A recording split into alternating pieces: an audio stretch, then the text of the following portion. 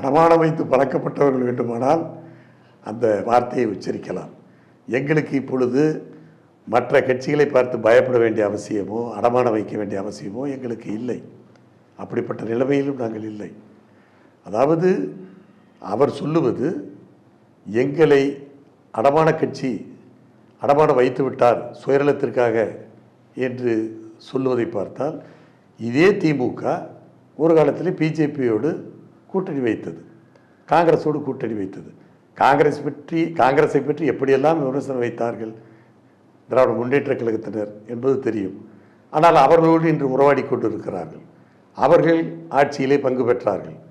அதற்கு பிறகு காங்கிரஸை அதாவது தாறுமாறாக பேசிவிட்டு பிஜேபியோடு இணைந்தார்கள்.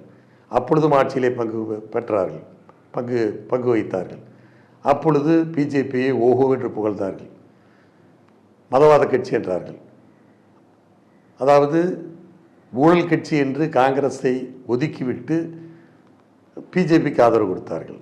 ஆனால் பிஜேபியை ஒதுக்கிவிட்டு மீண்டும் காங்கிரஸுக்கு போகிற போது இதே கலைஞர் கருணாநிதி அவர்கள் என்ன சொன்னார்? ஊழலை விட மதவாதம் கொடுமையானதல்ல என்று ஒரு வியாக்கியானம் பேசினார்கள்.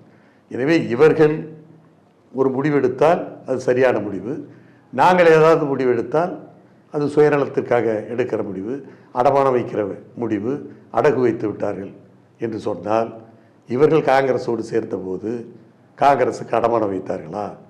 பிஜேபியோடு இவர்கள் சேர்கிற போது பிஜேபிக்கு அடகு வைத்தார்களா என்ற கேள்வி எழத்தான் செய்கிறது.